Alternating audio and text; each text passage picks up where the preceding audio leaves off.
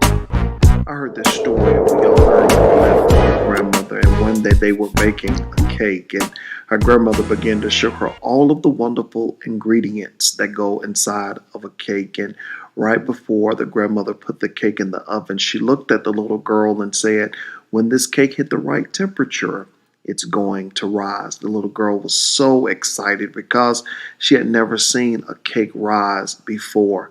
After about 2 minutes of the cake baking, the little girl ran to the window and said, "Grandmama, Grandmama, the cake is not rising. Something must be wrong." The grandmother looked at her and said, "Baby, don't worry. It's going to rise."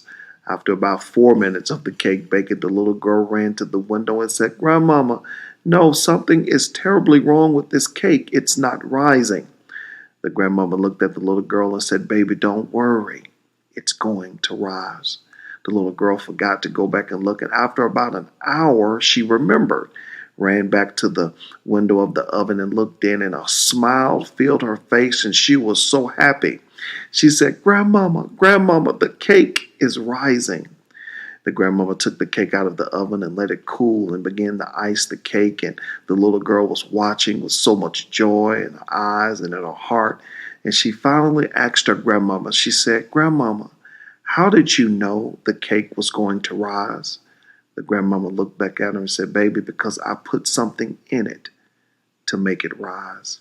You may be going through a situation right now. You feel like quitting, throwing in the towel, giving up, saying it's not worth it.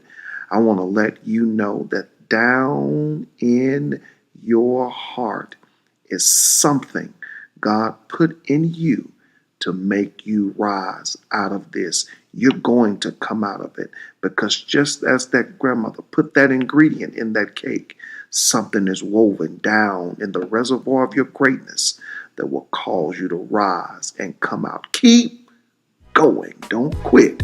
You're closer than you think.